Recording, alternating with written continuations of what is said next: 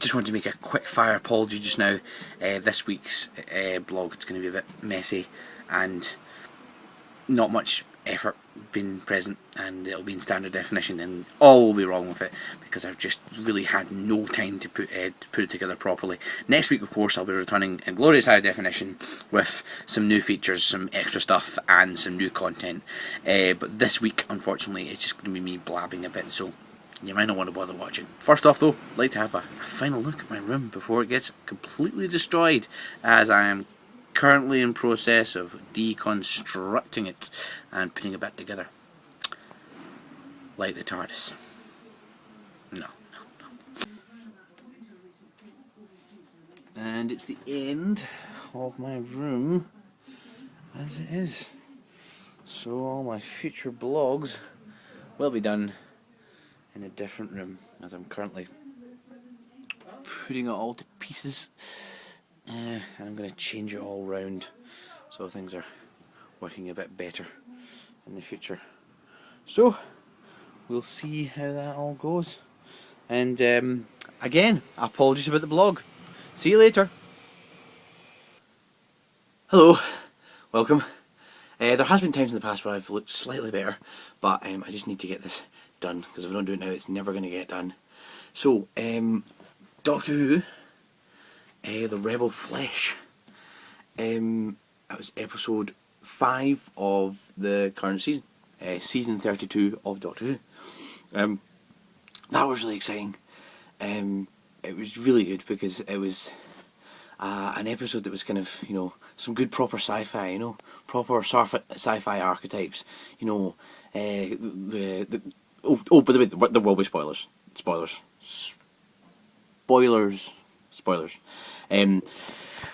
Clones. That's always a kind of a mainstay of sci-fi, and the kind of the moral issues around that. So it was really interesting to kind of see that kind of struggle happening, and I think it was really well written.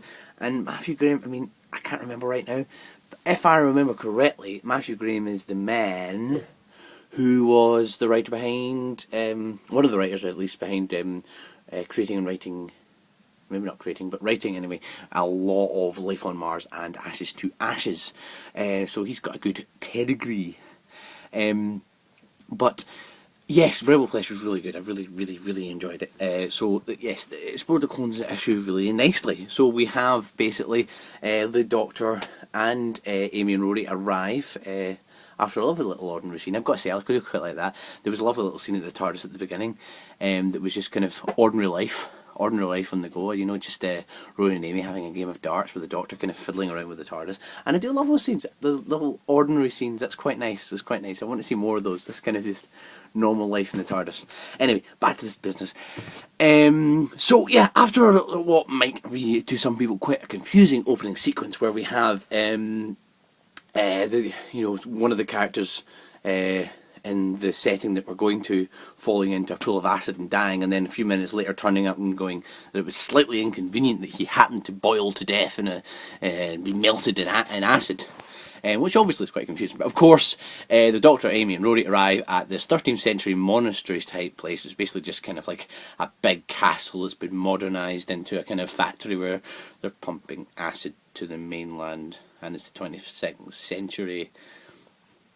Yeah, I don't know whether it makes sense at all or not, but anyway, yes. So as things develop, a solar storm comes in, zaps everyone, and then these clone bodies that they've been using, which is kind of the revelation of why the guy that died at the beginning didn't die, and that's why he turned up. I think he was slightly inconvenienced screaming in his lair. They were on their own and sharing, basically being exact copies of the other people, but now there was kind of this opposition, this war, because hey ho, there's another version of yourself. Who gets to go home and be with the wife and kids? Really, it's like fighting over that.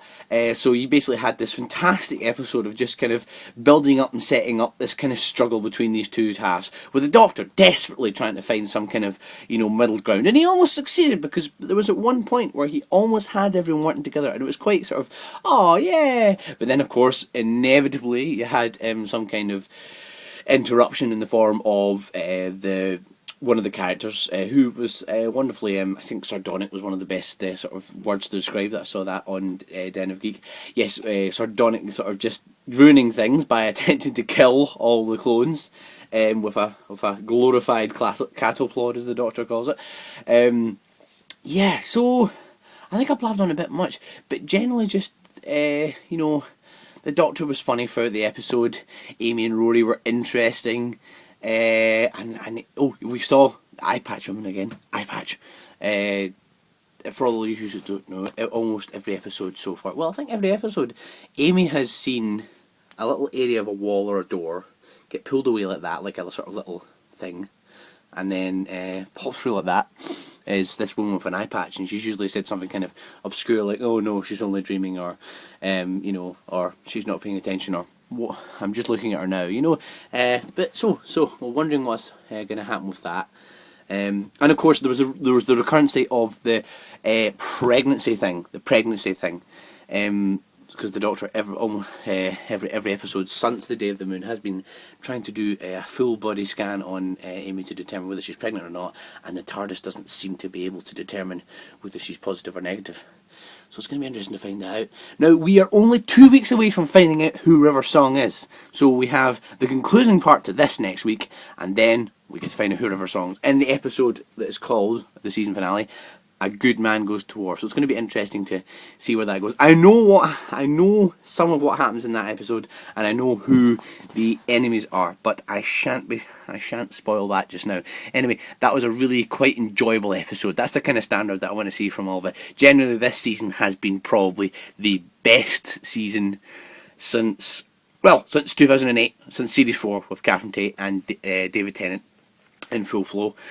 So yeah, that was a brilliant episode. 4 out of 5 for that. Really excited to see what happens next week, and hopefully it can continue to do that good old thing of exploring sci-fi archetypes via the characters and setup of Doctor Who.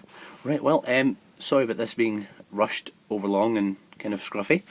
But well, see you next week. Have a nice week. Bye bye.